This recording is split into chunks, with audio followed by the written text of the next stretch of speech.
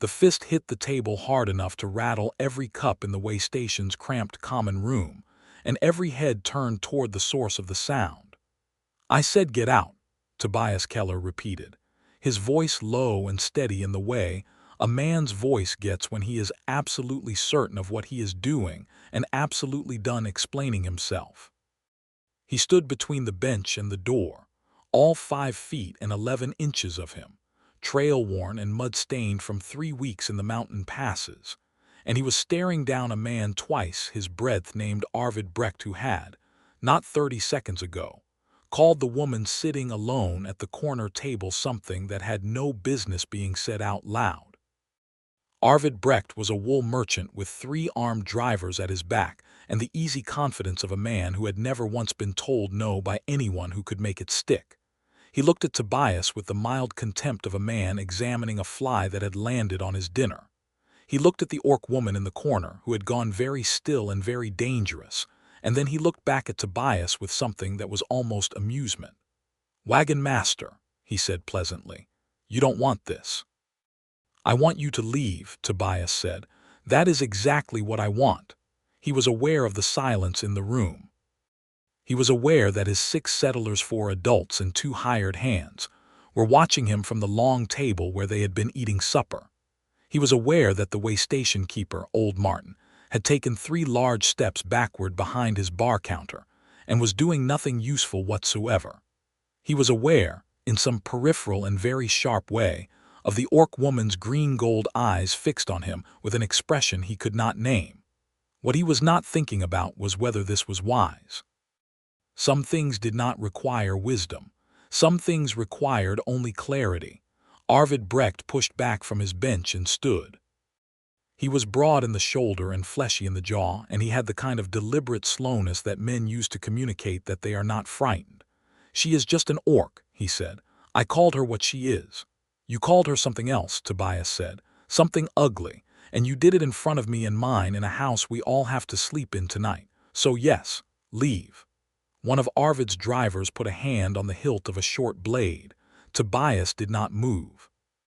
He had a belt knife of his own and 2 decades of trail experience that told him exactly how far things could go in an enclosed stone room before they became irreversible. He held Arvid's gaze and waited. It was Arvid who looked away first. "Not worth it," the merchant muttered, with the particular disgust of a man who intends to believe he made a choice rather than was made to make one. He gestured to his drivers. They went. The door swung shut behind them, and the cold mountain wind that had leaked in with their departure curled along the stone floor before the fire sucked it away. Tobias exhaled slowly, turned back toward the room, and found 6 pairs of settler eyes on him and 1 pair of orc eyes on him, and he was suddenly very aware that his heart was going considerably faster than his face had shown. "Finish eating," he told his people, and dropped back onto his own bench and reached for his bowl of cold stew. He did not look at the corner. The corner, however, looked at him. Her name was Snaga Ironhide, and she had not asked for his defense. She sat in the corner long after the room had quieted and Tobias Keller's settlers had gone to their pallets, and she turned that fact over in her mind the way you turn a stone over to see what lives under it. She was 31 years old, which in orc reckoning made her a mature woman past the fire years of youth, but not yet into the wisdom years of age.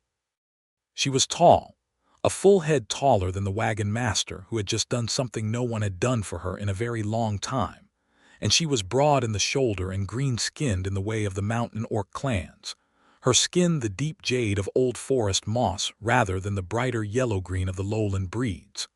Her lower canine teeth were pronounced but not tusked to the exaggerated degree of old war-breed stock. They showed when she smiled, which she did not do often enough to matter.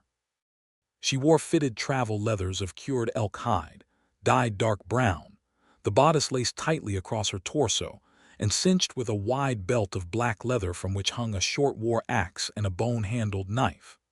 Her trousers were the same dark elk hide, tucked into knee-high boots she had made herself 3 years ago, and maintained with the obsessive regularity of someone who did not trust their gear to fail them at altitude. Her dark hair was pulled back from her face and braided in the single thick cord that Ironhide clan women wore when they traveled alone, the braid that meant widow in their custom. It meant, do not expect what you cannot have. She had been a widow for 2 years. She was traveling south from the Ironhide clan's winter grounds because the Ironhide clan no longer wanted her, and because the man who had been her husband's closest friend had made her an offer after the funeral that she had refused by breaking his jaw, and because there was a city called Dunvera 3 weeks further down the mountain road where she had been told there was work for someone with her specific skills with an axe. She had not expected to stop at waystation 12. She had certainly not expected to walk in on a merchant's supper gathering and get called a word that she had heard 100 times before, and that still landed like a slap. She had not expected the wagon-master to stand up. Nobody stood up. That was the simple fact of it, the thing she was turning over in the firelight while the room breathed around her. You learned, after enough years, not to expect it. Humans looked away, or they agreed, or they found somewhere urgent to be. Even the ones who meant well generally found the calculation too complex. One orc woman's dignity weighed against one fat merchant's displeasure. The math always came out the same. Tobias Keller had not done the math. He was eating cold stew across the room, reading what looked like a map, and she was watching him with the specific attention she gave to things she did not understand and intended to figure out. He was not impressive in the obvious ways.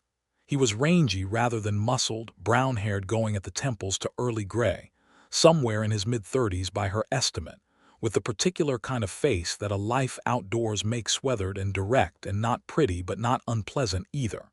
He had good hands. She noticed hands. His were square-palmed and scarred in the way of rope work and tool handling, and they moved over the map with easy competence. He glanced up and caught her looking. She did not look away. Orcs did not look away. It was considered either a lie or a weakness to drop your gaze, and she was neither.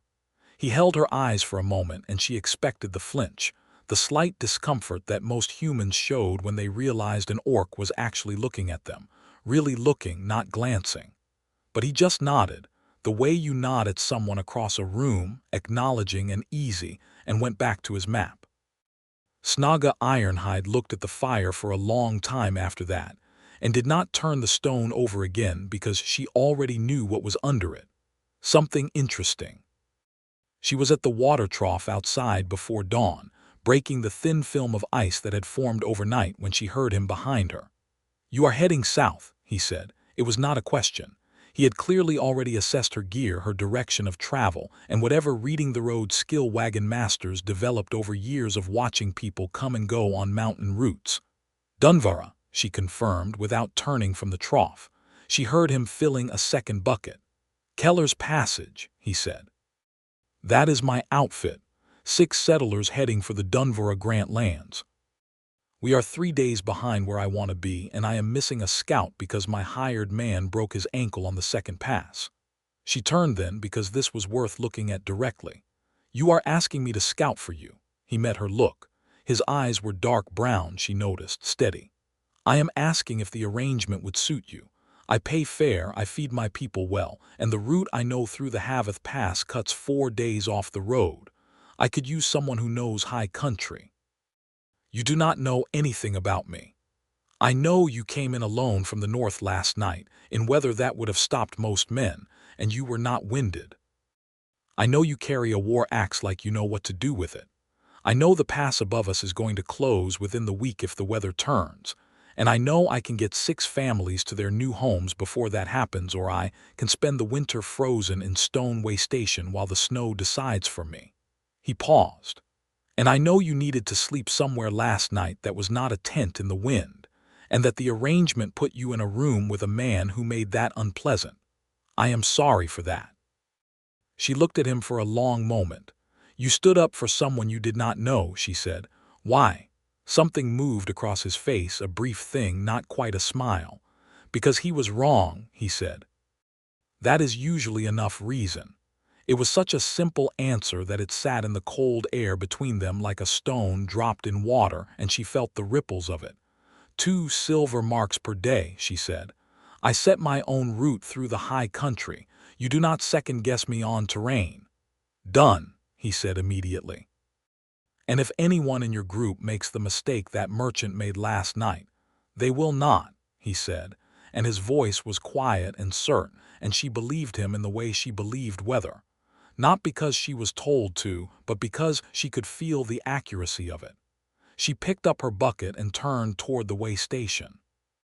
We leave when the light is good enough to read the rock face, she said. My people will be ready, he said. She almost smiled. She did not, but it was close. The Haveth Pass was not kind. It began pleasantly enough, as mountain routes sometimes did. A broad granite shelf with good footing, and a view of the valley below that made 2 of the settler women cry quietly in the way people cried when something was both beautiful and frightening. And then, on the 3rd morning, it became what it actually was, which was a narrow, ice-slick traverse above a drop that Snaga estimated at roughly 200 feet. Crossed by a track wide enough for 1 wagon at a time if the driver was experienced and did not look down. Tobias drove the first wagon himself. She watched him do it from the far side, where she had crossed on foot to read the footing and mark the worst ice. He was calm in a way she recognized, the calm of someone who is afraid and has decided that being afraid is simply a condition, not an instruction. He spoke to his draft horses in a low voice, not coaxing, just talking to them like adults who deserved accurate information, and he moved the wagon across the worst section at a pace that was neither hurried nor frozen, and when he made the far side she saw him breathe. She moved to the wheel. Ice is worse on the outer rut, she said. Tell your other drivers to angle in toward the wall. He nodded, already looking back. Is there a spot to widen for turnaround if the second wagon loses a wheel? 20 feet back, there is a natural shelf. Enough to work in. He looked at her. You scanned for that before I asked.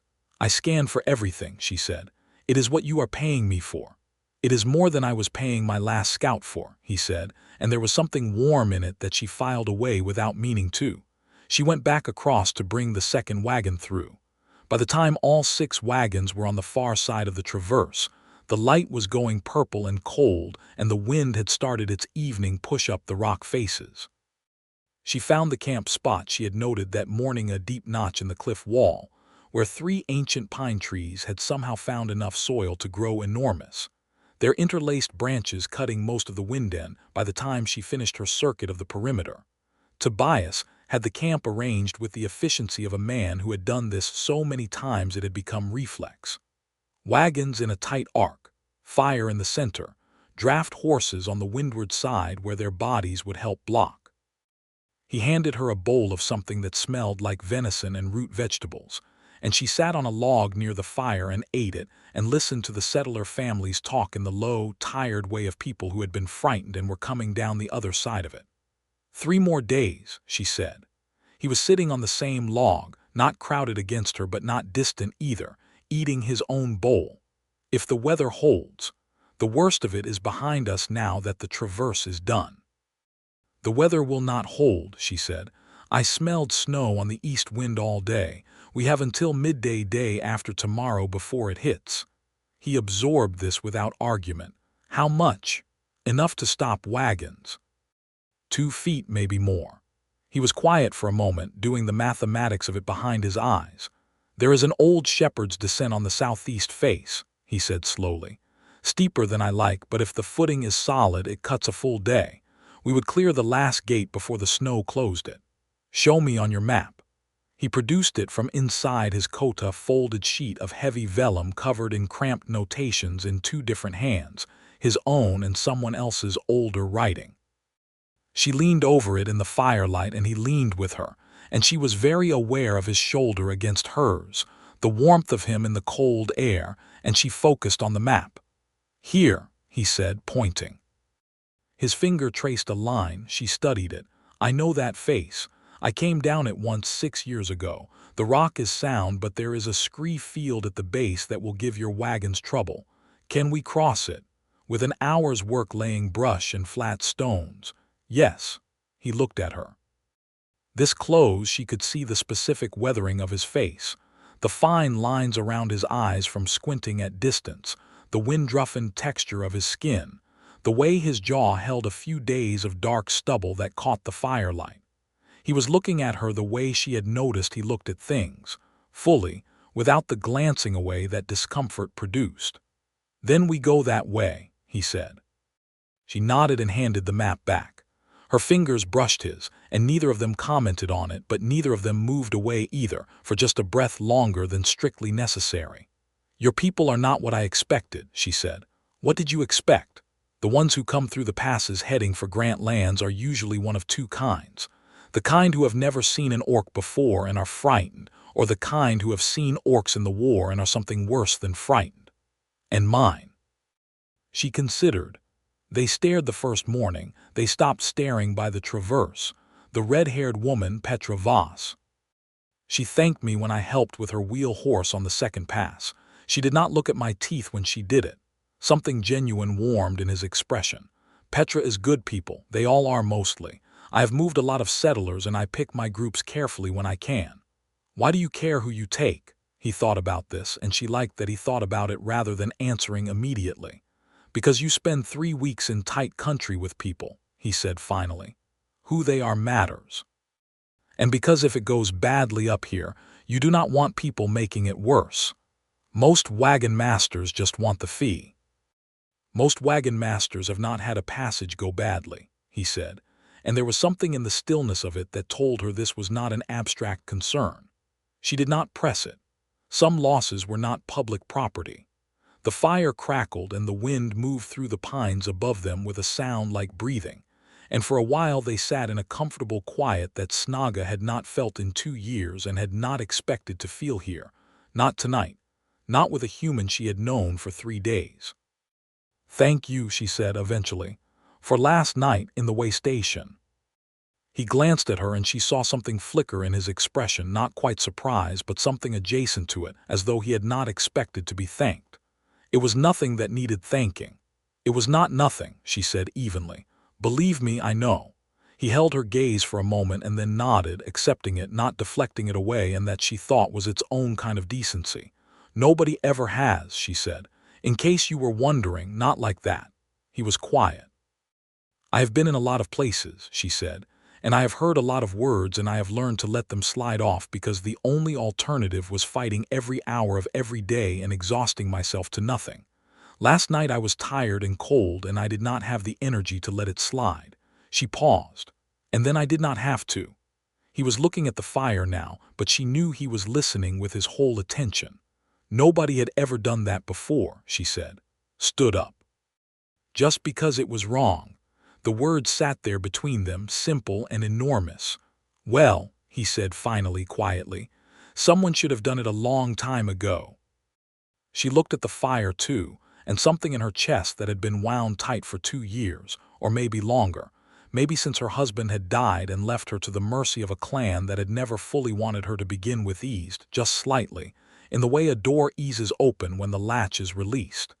She did not name what it was. Not yet. But she knew it was there. They made the southeast descent on the second day, and it was every bit as interesting as she had implied. She went first on foot, the way she always did on uncertain ground, reading the rock and calling back to Tobias, who was already positioning the lead wagon. The scree field at the base was exactly where she remembered it, 300 feet of loose gray shale that would send an unguided wagon sliding sideways into the cliff base. She marked the line and put the settlers to work laying the brush pack while she ranged ahead to check the lower gate. The gate was a narrow defile between 2 granite pillars that the old shepherd's path squeezed through, wide enough for a wagon but not wide enough for 2, and she examined the footing and the overhead rock with the careful attention of a woman who had seen rock falls. Clean. The crack she remembered from 6 years ago had not worsened. She went back to report. The scree crossing took an hour and a half, not 1 hour, because the second wagon's rear wheel found the one spot in the brush pack. She had not set quite right and slid 2 feet toward the drop before Tobias and 2 settlers threw their weight on the uphill side, and she grabbed the wheel and hauled. She had her boots in the shale and her back into it and 300 pounds of iron-shod wheel in her hands, and she heard Tobias grunt at the same time she did, and the wagon stopped moving, and for 3 breathless seconds everyone was still. Then the settlers braced properly, and the wheel horse found purchase, and the wagon came back onto line. Snaga released the wheel and straightened and found Tobias 2 feet away, staring at her with an expression she had not seen on a human face in a while. Not relief exactly, something more particular. That was he started. Bracing for the next one, she said, because she was not certain she could hear the end of that sentence without doing something about it, and this was not the time. She moved to the next wagon. She heard him laugh quietly behind her, not mocking, just warm. She filed it away. They cleared the gate as the first snowflakes began to fall, small and unhurried in the way of serious storms that were not in any particular rush, because they knew they had plenty. The lower road opened up below them, brown and rock-sided and descending in long switchbacks toward the valley where Dunvera waited. Tobias stood at the gate entrance and watched his 6th wagon come through, and Snaga stood beside him, and they both looked up at the sky. "Made it," he said. "You were not certain we would." "I am never certain," he said. "I just move toward the best odds I can find." The snow came harder. She pulled her hood up, and he pulled his collar up, and they walked together down the first switchback behind the last wagon. And it was the most natural thing in the world, and she knew it was the most natural thing in the world, and she let it be that. "You have done this road before," she said. 12 times, he said. "Lost a wagon once, that was the bad year." "What happened?" "Ice on the traverse just before dawn. The driver saw it, but the rear horse did not step right and it went over the outside edge. He was quiet for a moment. The driver jumped clear, the horse did not." She heard the weight of it 2 years of those particular losses by the sound of his voice. "Did you lose any people?" she asked carefully. "No," he said. "But a horse," he stopped, and she understood. "I started doing the traverse myself after that." "I noticed," she said. He looked at her. "You were watching." "I always watch," she said. "It is a habit." "And you drive well. The horses trust you." "They are good horses," he said. "They are," she agreed. "But they still have to decide to trust the hands on the reins." He was quiet for a moment, and she felt him thinking, and then he said quietly, "Is that a metaphor, Snaga Ironhide?" She looked at him and let the smile come this time, just briefly, just enough that her canines showed and she did not try to hide them. "Take it how you like," she said. He smiled back, and it changed his whole face, and she catalogued it with the thoroughness she gave to all things worth remembering. Dunvera appeared on the 3rd morning after the descent, sitting in its valley with the complacent solidity of a town that had been there 300 years and expected to be there 300 more. Stone walls on the old castle quarter, timber and plaster on the merchant streets, the dark bulk of the trade hall in the center, and the sprawl of the lower market district that had grown up in the last generation as the Grant lands opened up and settlers started coming through in numbers. It was the largest town within 200 miles in any direction, and it had all the attendant complexity of large towns: commerce, culture, conflict, and a magistracy that had opinions about who belonged and who did not. Snaga had known this would be the hard part. She had passed through Dunvera twice before, and both times she had kept her head down and her axe visible and moved through quickly, which was the only strategy that worked in towns that had fought the Eastern Orc Wars 40 years ago and still considered that relevant to the present. Dunvera had fought those wars. It had the memorial stones on the trade hall wall to prove it. And it had a magistrate named Corvath whose father had served in those wars and who had, 2 years ago, passed a residency ordinance that required any non-human seeking to stay more than 3 days in the town to present themselves to the hall and receive approval. The residency ordinance was, in practice, a way to make orcs feel unwelcome without technically ordering them to leave. Most orcs received their 3 days and then found urgent reasons not to return. She told Tobias about it on the descent, factually, without complaint. He listened with his jaw tight in a way that she was learning meant he was containing something rather than feeling nothing. What happens if approval is denied? Escort to the town boundary, she said, usually with some additional discouragement. What kind of additional discouragement? The kind with boots, she said flatly. His jaw got tighter. You are part of my contracted outfit, he said. I need a scout for the return passage. I always take settlers out and bring freight back north. You are on my hire until we do the return if that suits you, which means you are a traveling worker under my contract, not a resident. There is a distinction. There is if I argue it hard enough, he said. She looked at him. Tobias, you do not need to. I know I do not need to, he said, and his voice was patient and firm. I am going to anyway. Same reason as the waystation. She was quiet for a moment. You are going to cause yourself trouble in a town where you presumably need to do business. I have done business in Dunvora for 8 years, he said. I know people, and I am tired of, he started again. I am tired of the math that says one person's dignity is worth less than another person's comfort. I have been doing that math my whole life, and I have never once gotten an answer I was proud of. She looked at the road ahead of them, at the wagons rolling down toward the town, and she breathed carefully against the thing in her chest that kept loosening in ways she was not prepared for. All right, she said. But if it goes badly, do not say I did not warn you. It will not go badly, he said, and she believed him, and she was not certain whether that belief was wisdom or something closer to hope, and she did not investigate the difference. The entry to Dunvora went as well as could be expected for the first 2 hours. Tobias settled his settlers at the inn he used, arranged wagon storage, and spent the morning navigating the logistics of arriving and unpacking, all of which he did with the brisk competence of long practice, while Snaga kept herself useful and visible, and within the clear orbit of the wagon-master's outfit. The trouble started at the trade hall when Tobias went to register his freight contract for the return load. The trade hall registry was a long room of dark oak paneling with a counter at one end and a row of clerks behind it. And behind the clerks sat the imposing and self-satisfied figure of Magistrate Corvath, who was 50 years old, jowled in the manner of comfortable authority, and who happened to be present for the day's registrations in a supervisory capacity that he did not need to exercise but enjoyed anyway.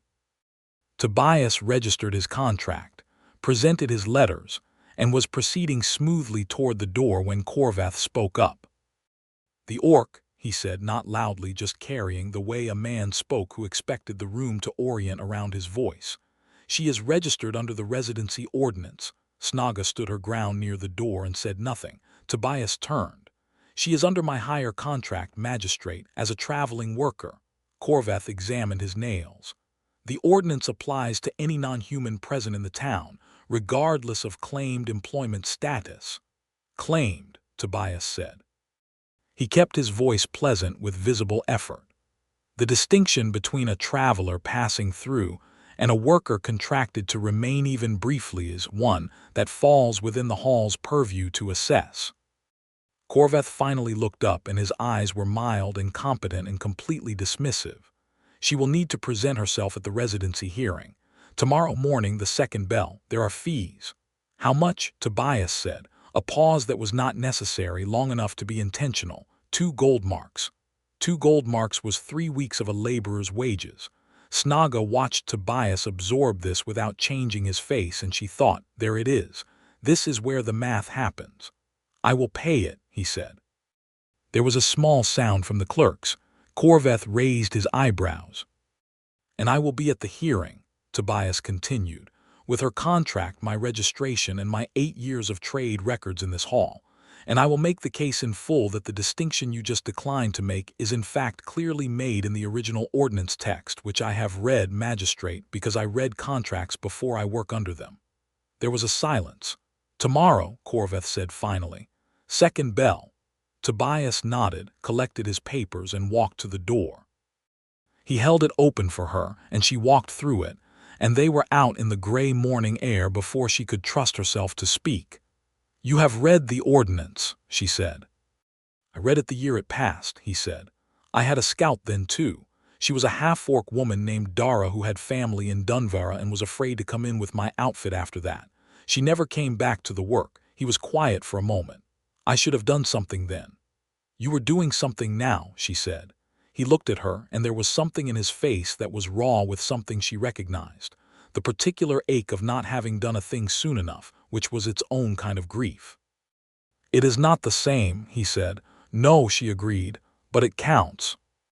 He nodded tightly, and they walked together through the trade hall square toward the inn, and she did something she had not done in 2 years, which was reach out and briefly, deliberately press her hand against the back of his, not holding, just contact, just warmth, and then release it. He did not comment on it, but she felt him breathe. The hearing was, in ways she had not anticipated, the most remarkable thing she had witnessed in years. The trade hall hearing room was smaller than the main registry, a rectangular chamber with a bench at the front for the magistracy and rows of chairs for spectators and interested parties. It was not usually well attended, residency hearings being the dry administrative affair they were designed to be, but Dunvara was a town of a few thousand souls and news traveled efficiently, and by the second bell there were perhaps 40 people in the chairs, which was 40 more than the normal attendance of 0. Tobias Keller had apparently been a busy man the previous evening.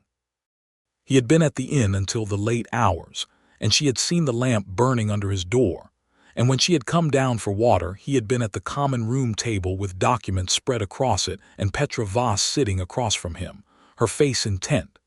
And when Snaga had asked quietly what was happening, Petra had said, with the particular determined righteousness of a red-haired woman who had found a cause, that Tobias was building a case. He had. Snaga sat in the front row of chairs, which was an act of deliberate positioning, neither hiding in the back nor making an obvious theater of herself, and waited. Corvath came in with 2 associate magistrates, settled himself at the bench with the air of a man who had already decided the outcome and was here for the form of it, and opened the proceedings. Tobias stepped forward. She had not seen him dressed for town before. He had changed from his trail coat into a dark jacket that was plain but fitted and clean, and he stood before the magistracy bench with all the calm she had seen him use on the ice traverse, the calm of someone who was afraid and had decided the fear was a condition, not an instruction. He began with the ordinance text itself, which he read from a handwritten copy he had clearly stayed up making, his voice even and precise. He walked through the specific language of the traveling worker exception, which was narrow but present, clearly present in writing that Corvath had authored himself 8 years ago before adding the residency provisions. And he noted this, which produced a small ripple through the spectators, because Dunvarans enjoyed being shown a contradiction. Then he produced his hire contract with Snaga, properly witnessed and sealed, which he had paid extra to have witnessed by the inn's official seal holder the previous evening. Then he produced 8 years of trade records, each trip documented, each hire listed, each worker's status logged in the careful handwriting of a man who understood that paperwork was armor. "My scout is a contracted traveling worker," he said, clearly and without performance. "She is under my roof on my time for the purpose of leading the return passage north." The ordinance's exception was written for exactly this situation-skilled tradespeople passing through on contracted work, and its intent was not and could not have been to require every carter's hired hand to pay 2 gold marks for the privilege of passing through Dunvara's market. He paused. "I have the documentation. I have the ordinance text, and I have." He glanced back and she realized he had more. "I have 11 letters." The room shifted. 11 letters, he continued, from trade partners of this hall, representing freight contracts worth collectively.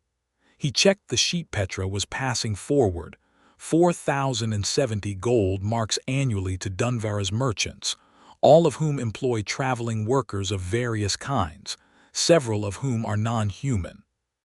and all of whom share my concern that the application of the residency ordinance to contracted workers would create a precedent that would make Dunvera effectively impassable for legitimate trade operations. The silence was a specific kind, the kind a room makes when the axis of something has shifted. Corvath's face was performing a journey that involved several intermediate stops at irritation, surprise, and the particular discomfort of a man whose bureaucratic fortress has just been walked around rather than attacked. "The letters will be reviewed," one of the associate magistrates said carefully. "Of course," Tobias said pleasantly. "I have a copy for the hall and originals available for inspection. I also have," he did not pause, did not give the bench time to recover, "a formal request from the Dunvera Freighters Association, which your hall chartered 15 years ago, and which has standing to petition the magistracy on matters affecting the trade road, requesting a clarification hearing within 60 days on the application of the ordinance to contracted workers. That request is signed by 9 of the association's 12 active members." Corvath looked at Tobias Keller with the expression of a man who had intended to swat a fly and had discovered, mid-swat, that the fly was in fact a significantly larger animal. "This hearing," he said, "concerns the specific case of the individual." "Snaga Ironhide," Tobias said clearly. Her name in his mouth said clearly and precisely, without stumble or reduction, rang in the stone chamber. "This specific case," Corvath continued, less comfortable, "which will be reviewed in light of the documentation presented." "I am glad to hear it," Tobias said. "Because I will also note, for the record, that the 2 gold marks fee represents a sum beyond the practical reach of most contracted workers, which would have the effect of excluding qualified workers from legitimate employment regardless of ordinance intent, and I think this hall will agree that was not the purpose." He sat down. The room was quiet for a moment, and then it began, quietly, to not be quiet, a shift of murmuring and chair scraping, and the sound of people deciding things, and Snaga sat in her front row chair and looked at the man who had just done that and felt something she had no good word for in either Orcish or the common tongue. Corvath consulted with his associates. The consultation was longer than he clearly wanted it to be. There were documents reviewed. One of the associates said something with an expression that indicated his opinion differed from his superiors, and was nonetheless going to prevail in this particular instance. "The traveling worker exception," Corvath announced with the tonelessness of a man handing something over under protest, "is applicable to this case. The contracted individual may reside under her employer's contract without ordinance fee for the duration of the stated hire." He said it to the room, not to Snaga, which was its own small commentary, but the thing itself was said, and it was in the record, and that was what mattered. Tobias gathered his papers. He did not make a face of triumph, which she appreciated. That would have been for him, and this was not about him. He simply collected his documents and came back to stand beside her, and together they walked out into the trade hall square in the winter morning light. The square was not empty. Several of the hearing spectators came out behind them, and there were others already in the square, people who had heard something was happening and positioned themselves for the outcome. It was a crowd, not large but present, and as Tobias and Snaga emerged into the open air, heads turned. Petra Voss was near the inn entrance across the square, and she met Snaga's eyes and nodded with the particular fierce satisfaction of someone who has been holding their breath for an hour. Tobias turned to Snaga in the middle of the square, documents under his arm, and said quietly, "All right." "Yes," she said, and then, because she had been an Ironhide woman all her life and Ironhide women were not subtle about the things that mattered, she said, "Tobias, you fought for me." He looked at her with those steady dark eyes. "Was there any question that I would?" "There always has been," she said, "before you." He was still for a moment, and the people around them and the winter morning and the stone buildings were all present and real, and she did not care about any of them. "Snaga," he said quietly, "there will never be a question again. It was not a grand statement." He said it the way he said everything important, simply, directly, without decoration. And it landed precisely because of that, the way a perfectly thrown knife lands, exactly where intended, going exactly deep enough.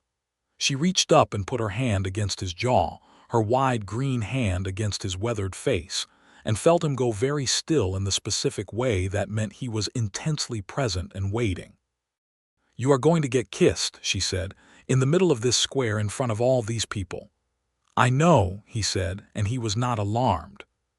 She kissed him, which was not what either of them had planned for this particular morning, but which was the most honest response available, and Snaga Ironhide had always preferred honesty to planning. It was a direct, warm, unambiguous kiss, and it lasted long enough to be thoroughly intentional, and when she pulled back his hands had come up to her arms without his appearing to have decided to do that, and his eyes were dark and warm, and something in his face had opened in a way that she understood, because it matched something opening in her. There was a small ripple of reaction in the square, someone making a disapproving noise, someone else making a sound that was closer to a laugh. Neither of them paid attention to either. "Your people are watching," she said. "I know," he said again, still with his hands on her arms. "And you do not mind." "I do not mind anything about this," he said, and there was a rawness in it that was not performed, and she held that. From across the square, Petra Voss made a sound of robust approval. That evening, the inn had a fireplace in the common room that was large enough to heat the whole building, and Snaga sat beside it with Tobias while his settlers ate around them and gradually, one by one, drifted off to bed, and the common room went quiet and warm in theirs. They talked for a long time. It was the kind of talking that happened between people who had been keeping things at appropriate distances, and had now, mutually, decided not to. She told him about the clan, about her husband Grak, who had been a good man and a solid fighter, and who she had respected and been fond of, and who she still grieved, but not in the way widows were supposed to grieve, not in the way that made the world gray without him, because they had been partners in the practical sense more than the burning sense, and she had known that, and accepted it, and it had still been a loss. She told him about the 2 years since, about the clan's slow withdrawal of welcome, about the man with the broken jaw, about the decision to go south. He told her about his own years. The passage work, which he had started at 22 with 1 wagon and 1 horse and no contract, and slowly built into something that 8 years of records in the trade hall could document. A woman he had nearly married in a town called Selveth, who had decided that a man who was always 6 weeks away was not a man who was present, and who had been correct in a way that he had understood too late and regretted properly. The passage that had gone wrong. The horse. The weight of being responsible for people in uncertain country. "You are still doing it," she said, "after the horse, after the passage that went wrong." "The work matters," he said simply. "People need to move. Families need to get to the places where they can build something. If I stop, someone else does it, but not as carefully." "That is arrogant," she said without heat. "It is true," he said without defensiveness. She smiled. "Both can be true." He smiled back, and she was becoming thoroughly accustomed to the way it changed his face, and was finding that she wanted to see it regularly. The fire had burned down to excellent coals, and the inn was quiet, and they were sitting close together, because the bench was narrow and neither of them had moved away. And she became aware, at some point in the middle of a conversation about the northern road conditions in spring, that his hand was resting on the bench between them with his fingers barely touching hers, not holding, just present, and she looked down at that contact, and then looked up at him. He was watching her with a question in his expression that was entirely respectful and entirely clear. She took his hand. "I am not easy," she said. "I am direct and I am stubborn and I have strong opinions about terrain and I carry a war axe." "I know," he said. "I find all of that." He paused. "I find you remarkable, all of it." She looked at him, and this was the moment, she thought, when people in stories said something elegant. She was not a person for elegance. "My widow's braid," she said. In my clan's custom, a widow takes it out when she is no longer a widow. He looked at the braid, thick and dark, over her shoulder. I know what I am doing, she said. I am not moving fast because I am lonely or grateful, though I am a little of both. I am moving because I know my own mind, and I have for 3 weeks been paying a great deal of attention to yours, and I have decided that I want this. You, whatever this is. He was very still. I need you to be certain, she said. Not about forever, not yet, that is for later when we have more time on the road together, but certain about now, about wanting this. Snaga, he said, and his voice was rough with something. I have been certain since the waystation. She searched his face and found nothing to doubt. Then she reached up and took hold of the leather cord that bound her braid and undid it, and combed the braid loose with her fingers until her hair hung dark and free around her face, and she watched him watch her do it. Okay, she said quietly. Okay. He raised his free hand and touched her face with the same careful deliberateness he used for everything important, and she leaned into it, and the fire was warm and the inn was quiet, and the world outside was cold and vast, and neither of them were alone in it any more.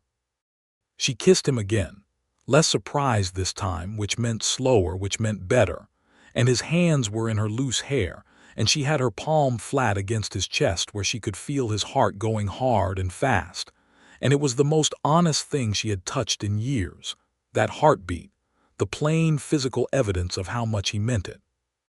They sat together by the coals for a long time after, her head against his shoulder and his arm around her, talking about nothing consequential, which was its own kind of gift, the ability to be together in small conversation when the large conversation had already been had. The return passage, she said eventually. 11 days if the weather holds. I have 2 freight loads contracted north. I will scout it, she said. I know, he said, and then with a care that she heard, and after, what is after for you? She thought about it honestly. I do not have a clan to return to. I have skills that are useful in the high country. She paused, I have not thought past Dunvera in any real way. I do 3 passages a year, he said, 2 north, 1 south in the deep summer. I winter here in Dunvera in a house I rent on the 2nd street behind the hall. It is not grand, but it is solid, and it has 2 fireplaces. He paused. I am telling you this because I want you to know the shape of what I am offering, not as a demand but as a picture of what it could look like. She looked at him. Are you asking me to stay? I am telling you that if you wanted to, he said carefully, there is room in all senses of it. She was quiet for a moment, the fire breathed. Outside, snow was coming down. She could hear the particular silence of it, heavy and white, settling over the town. I will stay for the winter, she said. And then we will do the spring passage together, and I will decide after that. That is more than enough, he said, and he meant it, she could tell. Good, she said. And Tobias will probably decide after the spring passage to stay for the summer, and then for the autumn. I am warning you in advance. He made a sound that was warm and low and entirely pleased. Warning received, he said. But the thing about Snaga Ironhide was that she had enemies she had not known were still following, and the world was not done with her yet. She had known, in an abstract way, that leaving the Ironhide clan without permission was not something that went unremarked. The clan had let her go in the sense of not stopping her, which was different from releasing her, and she had understood that distinction without fully accounting for its implications. In the practical language of mountain orc politics, an Ironhide widow who left without clan sanction was a problem that would eventually need to be resolved, usually by bringing her back. The man who had offered her something after her husband's funeral, whose jaw she had broken, was named Vorgeth, and he was the clan's second blade, the equivalent of a war captain in human terms, and he had interpreted her departure not as a personal rejection, which would have been embarrassing but survivable, but as an insult to his authority, which was a different category of problem entirely. She found out he was in Dunvera on the 3rd day of their winter stay, when a street child who ran messages for the inn brought her a note written in orcish block script that said, simply, "You will come back, or this gets worse." She read it and folded it and thought for a long time, sitting in the cold light from the window of the room she had taken at Tobias's inn. Then she went downstairs and told Tobias. He read it and she watched the calm come over him, that traversing the ice calm, the managed fear calm, and she said before he could speak, "This is not your problem. You are here," he said. "You are with me. That makes it my problem." "He is a second blade of the Ironhide clan," she said. "He came down from the mountains with at least 4 fighters based on the message style, which always ends with how many people are backing the threat. The period at the end. Clan code. 4 dots would be, I know," Tobias said, and she paused because that was unexpected. "You know clan code. I have worked the mountain road for 8 years," he said. "I have dealt with clan outfits, war parties, and treaty runners. I learned enough to follow." She stared at him. 4 fighters plus Vorgath," he said, "in Dunvara, where the magistracy has a guard garrison of 30. The garrison does not intervene in Orc clan matters," she said. "Never has. The garrison intervenes in assault and unlawful seizure within town limits," he said. "That is different from clan matters." She thought about this. "You are going to talk to Korvath." "I am going to talk to Korvath," he said, with the grim pleasantness of a man who had recently demonstrated to Korvath exactly how much documented leverage he had, who now has a very clear financial interest in maintaining the town's reputation as a safe passage point for legitimate trade workers. She stood up. "I am coming with you. I expected nothing less," he said. Vorgath came for her before the meeting with Korvath could happen, which was either bad timing or calculated, and Snaga thought it was calculated. He had always been calculating, because he came at midday when the market square was full of people, and the presence of a crowd made the garrison unlikely to act quickly. She and Tobias were crossing the market square from the inn to the hall when she saw him, and she knew him from 50 yards by the breadth of his shoulders and the particular way he planted his feet, wide and stable, that she had watched in sparring circles a dozen times. He had 3 men at his sides and 1 behind. She stopped walking, which caused Tobias to stop beside her, and she said quietly, "That is him. Center, do not get between us." "Snaga, I am serious. This is challenge custom. If you step between us, it legitimizes his claim that you are holding me, which is his best legal argument for taking me back. I have to answer him directly." She felt him absorb this, felt him not like it, felt him stay. She walked forward. The market square was doing what market squares did when they felt something happening. A subtle, organic reorganization of people and attention, faces turning, movement slowing, the unconscious staging that crowds achieved. By the time she reached the 10-foot distance that protocol demanded, there was a rough circle of space around them and several dozen people at its edges. Vorgath was 35, built like a wall, with the particular arrogance of a man who had never been beaten. He had a scar on his jaw where she had broken it, and she suspected he considered it an insult he wore every day. "Snaga," he said in Orcish, "come home." "No," she said in the common tongue, because this was Dunvara and she wanted witnesses who understood. His eyes flicked behind her, found Tobias, and something ugly moved in them. "Because of that. Because I said no 2 years ago and my answer has not changed," she said. "I left the clan. I am not Ironhide property." "You are still Ironhide," he said. The braid he stopped, and she saw him see that her hair was loose and his face did something complicated and furious. "I am my own," she said clearly. "I have no clan claim on me and no obligation to return." "I challenge your right to say so," he said, falling into the formal cadence of clan challenge. "I challenge by blood and iron here and now before witnesses." The crowd shifted. She heard several sharp intakes of breath. Blood and iron was not a duel to death. It had not been formally for 60 years, but it was a physical contest and it was binding, and if he won, the clan custom held that she returned with him. It was the old way, and she had known it was a possible road when she had broken his jaw and left, and she had spent 2 years hoping it would not come to this, but she had not been surprised when it did. "Do not," Tobias said from behind her. She turned her head slightly. "Tobias, do not tell me to stand back," he said, and his voice was even and quiet and not at all the voice of a man who intended to stand back. He walked forward until he was beside her, not in front of her, beside her, and he looked at Vorgeth with the same calm he had used in the trade hall. "Blood and iron is clan custom," he said. "This is not clan territory. This is a free town under Dunvora law, and unlawful assault on a contracted worker is a garrison matter." Vorgeth looked at him with contempt. "You are no one." "I am Tobias Keller," he said. "Wagon-master, registered with this hall, employer of record for Snaga Ironhide." He held up the papers he was still carrying from this morning, the hire contract, the documentation, and his voice was clear enough for the crowd to hear. "And I am telling you that whatever your clan says about widows, this woman is standing on her own 2 feet in a free town, and she has said no." "This is not your fight," Vorgeth said. "You are threatening her," Tobias said. "That makes it my fight." Snaga felt something go through her that she could not have named, a wave of something that was not quite awe and not quite gratitude, but was made of the same substance as both, something that moved through her chest and her throat and the backs of her eyes, and settled as a permanent weight behind her breastbone. Nobody had ever stood beside her and said that. Not like this. Not in a market square in front of 40 people with a second blade of the Ironhide clan looking at them like a problem he intended to solve with force.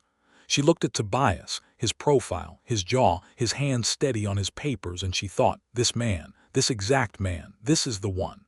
Then she turned back to Vorgeth, because thinking about it later was for later, and what was needed now was the fight. "I accept your challenge," she said. "Here, now, before witnesses, blood and iron." She took off her belt, handed it to Tobias, wore axe, knife, and all, and he took it without comment, and she planted her feet and brought her hands up in the clan fighting stance, wide and balanced and open. Vorgeth smiled. He was bigger than her. He had always known it and used it. He handed his weapon to one of his men and came forward with the unhurried confidence of someone who believed the outcome was settled. What he underestimated, and she had seen men underestimate this before, was the specific kind of strength that came from 2 years of traveling alone in high country, carrying your own weight and more, reading terrain and weather and threat at all hours, sleeping rough and working hard and never once having anyone to fall back on. She was very strong. She was also, on a specific technical point, a better fighter than he was, because her late husband Grak had spent 5 years teaching her to compensate for reach disadvantage, which was the only real disadvantage she had against someone Vorgeth's size. He came at her hard and fast, which was his style, overwhelming force quickly, and she went sideways instead of back and got her forearm under his elbow and used his forward momentum to send him past her. And when he turned, she was already set, and she hit him 3 times, jaw, ribs, jaw again, before he could recalibrate. The second jaw hit landed on the scar. He made a sound. The third hit was harder than the first 2 combined, and when Vorgeth went to one knee in the market square dust, there was a sound from the crowd that was not quite cheering and not quite anything else, just the exhalation of 40 people who had been holding their breath. She stood over him, breathing hard, hands still up. "Go home," she said, in Orcish this time, quiet enough that only he could hear it. "Tell them I invoked the right of road. Tell them I am working contract. Do not come back here." He looked up at her, and she saw the moment when the calculation shifted in him, when the weight of 40 witnesses and an unfavorable outcome and the uncomfortable truth of the situation settled in. "This is not finished," he said. "It is," she said. "You know it is. You lost the challenge. Blood and iron, the challenged party wins. That is your law. It is finished." She turned away because that was the right move, turning your back on a beaten challenger, showing no concern about a follow-up, and she walked straight back to Tobias. He handed her belt back to her without a word, and his face was doing a number of things at once: relief, something fierce and warm, something that was still processing the last 3 minutes, and she buckled the belt and looked at him. "See," she said, "this is why I needed to do it myself." "I know," he said, and then with visible effort, quiet and direct, "Are you hurt?" "No," she said. "Good," he said, and his voice cracked slightly on the word, and she saw how much he had been holding through that 3 minutes, the amount it had cost him to stand beside her rather than in front of her, and she reached up and put her hand against his jaw the way she had in the square after the hearing. "You stayed beside me," she said. "Where else would I be?" he said roughly. "Most people," she said, "would have run or stepped in front. You stayed beside me." "You told me to," he said. "I tell a lot of people things," she said. "Not many of them do what I ask." He exhaled, something that was almost a laugh and was mostly just release, and he put his hand over hers against his face and held it there. Behind her, Vorgeth was being helped upright by his men. She heard them moving away across the square, the particular sound of a retreat that intended to look like something else. She did not look. She knew they were going. She knew they would not come back. Around them, the market square gradually resumed its business, the way squares did, absorbing drama and moving on because commerce did not pause for long. Petra Voss appeared at her elbow with the specificity of a woman who had been in the crowd the whole time. "That," Petra said with deep satisfaction, "was excellent." The winter in Dunvora was, in its way, the finest thing that had happened to Snaga Ironhide in years. The rented house on the 2nd Street behind the hall was solid and low-ceilinged, and had 2 fireplaces, as advertised, and a small walled yard behind it that Tobias had been using for wagon storage that now had space for her weapons practice in the mornings, which she needed, and which he would sometimes sit and watch from the doorstep with a cup of tea, not saying anything, just present. They learned each other in the way you learned people who were worth learning, with patience and attention and the willingness to be surprised. She discovered that he made excellent bread, real, dense, satisfying bread, and that he was a thorough and careful reader who got through more books per winter than anyone she had ever met, and that he had a specific way of organizing his maps that he was not entirely rational about being protective of, and that he was the kind of person who fixed things before they broke, which was a quality she respected enormously. He discovered that she made weapons-grade tea strong enough to etch metal, and that she carved bone in the evenings, small, intricate work, animals mostly, a habit she had learned from her grandmother and kept private, and that she sang when she thought no one could hear her, in orcish, old mountain songs that were not cheerful songs but were beautiful ones, and that the first time he told her he liked it, she gave him a look that could have stripped paint. She also, 2 weeks in, moved the last of her things from the inn to the house without ceremony or announcement, and he came home one evening to find her gear stacked neatly in the room that had been the spare room, and he stood in the doorway and looked at it and looked at her, and did not say anything, but the expression on his face was one she intended to remember for the rest of her life. They argued. She had warned him she was not easy, and she was not about the spring route, about the wisdom of a particular freight contract he was considering, about whether his risk assessment for the Havath Traverse was properly calibrated. She believed he was approximately 15% too optimistic, and she said so, and he said he was accounting for the proper scout availability, and she pointed out that was circular. And they argued cheerfully about it for 3 days, and then agreed on a compromise number that was actually correct.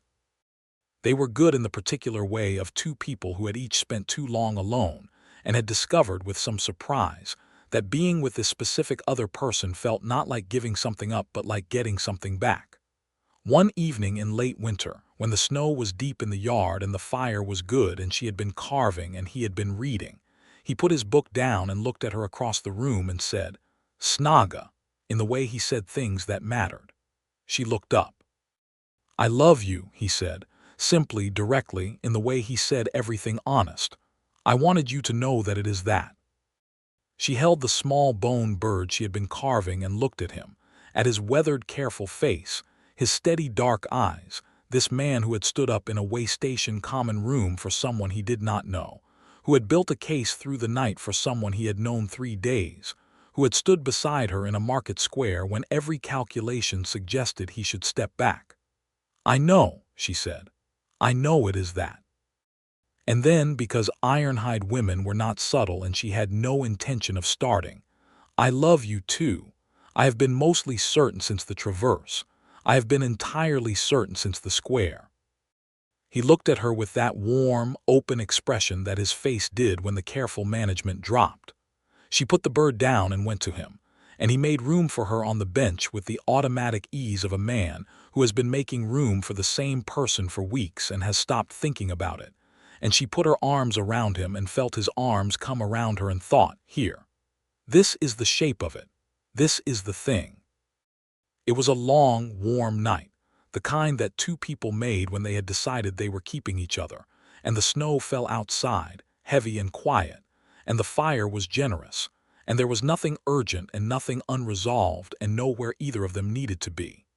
Spring came in the way mountain springs did, not gently, but with the aggressive decisiveness of a season that had been waiting a long time and intended to make up for it. The snow in the yard went in 4 days. The road mud came and dried in 2 weeks. The frost stopped and the passes opened, and the air smelled like cold water and new stone and distance. Snaga was already mapping the spring route in her head when Tobias came downstairs one morning with the commission letters for the northbound run-3 freight contracts and 2 settler outfits, his fullest spring load, and spread them on the table. She leaned over the table beside him, her hair loose around her face because she had not braided it since November and did not intend to, and she traced the northern road with one finger, noting the sections that would have winter damage and the sections that were always reliable and the one section through the Selveth Valley where the road washed every spring and needed an alternate. I want to try the old forestry track north of Haveth this year, she said. I walked it in late autumn. It is overgrown, but the surface is good and it cuts the valley crossing by half a day. Show me, she showed him. They worked through the logistics with the back-and-forth efficiency of people who had been doing this together for months, and it was sharp and precise and practical. And somewhere in the middle of it, he put his arm around her without breaking the conversation, and she leaned into him without acknowledging it, and they kept working. And that was the best part, she thought.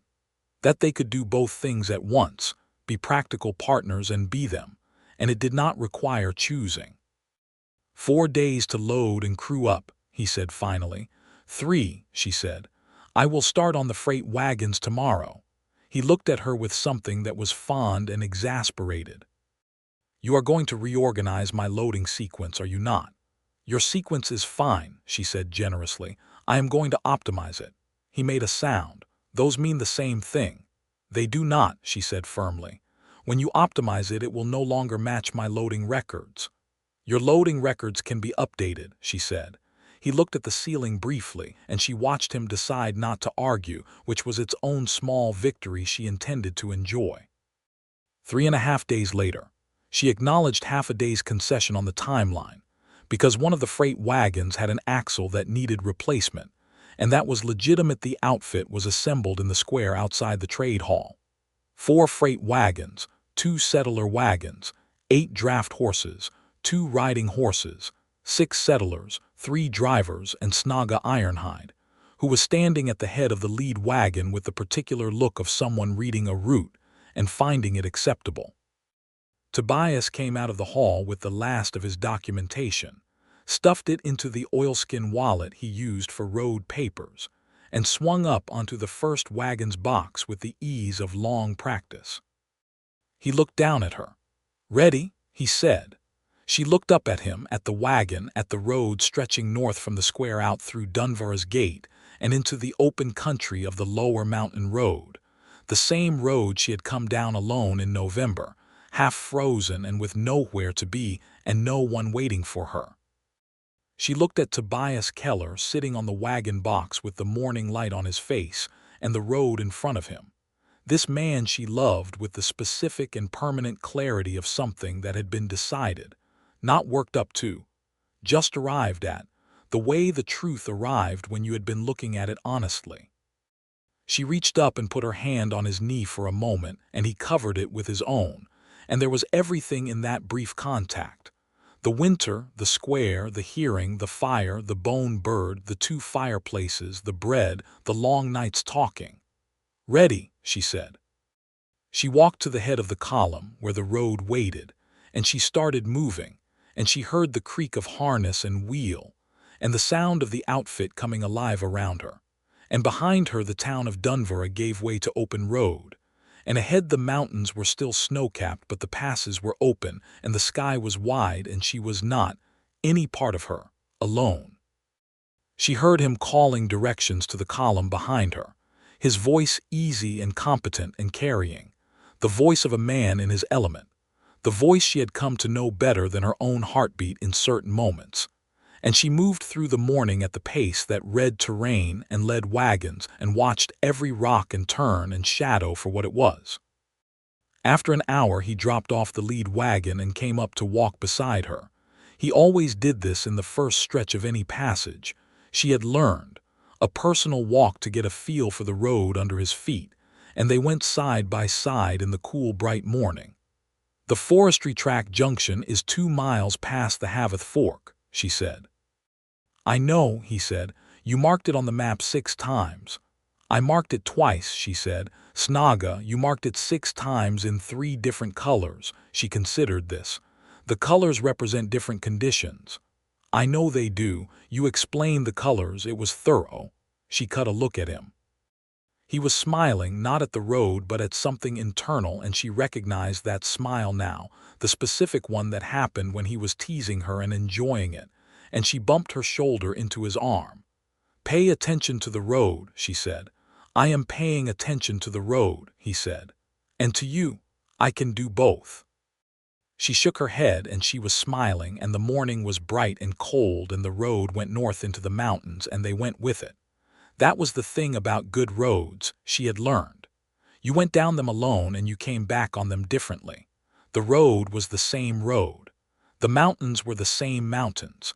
But the measure of a life was not the country you moved through. It was who moved through it with you.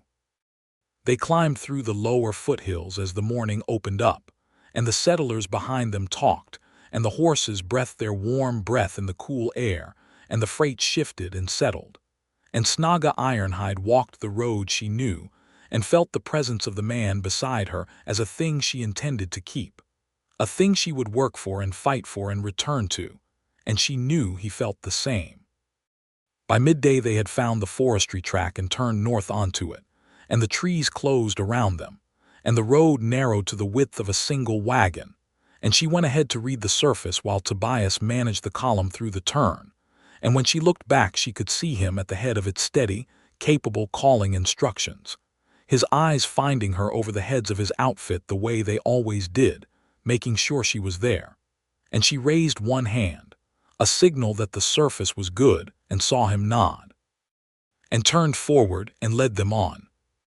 The mountains rose around them, familiar and enormous and indifferent to human and orc alike, and the road continued, and they continued on it, side by side where the track widened, single file where it narrowed, calling to each other when the terrain required it, silent when it did not, and at no point in any of it was she anything other than exactly where she intended to be.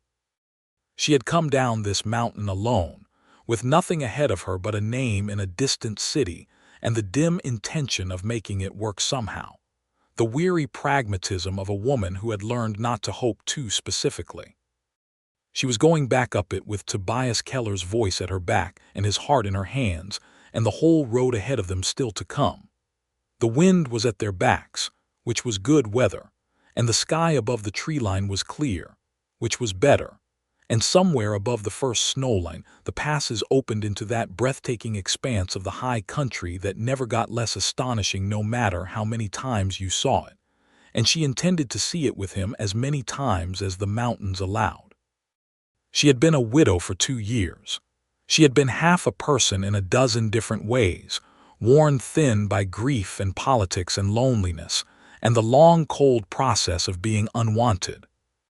She was not a widow anymore. She was Snaga Ironhide, scout and axewoman and wagon-master's partner, and she was going north in the spring on a road she knew by heart, and when she looked back every few minutes he was there. That was all. That was everything. That was more than enough to make the world make sense again, and she walked into it with her head up and her hair loose and her hands ready. And she did not look anywhere but forward, because forward was where he was, and forward was where she was going, and the road between here and the horizon was long and good and entirely, finally, theirs.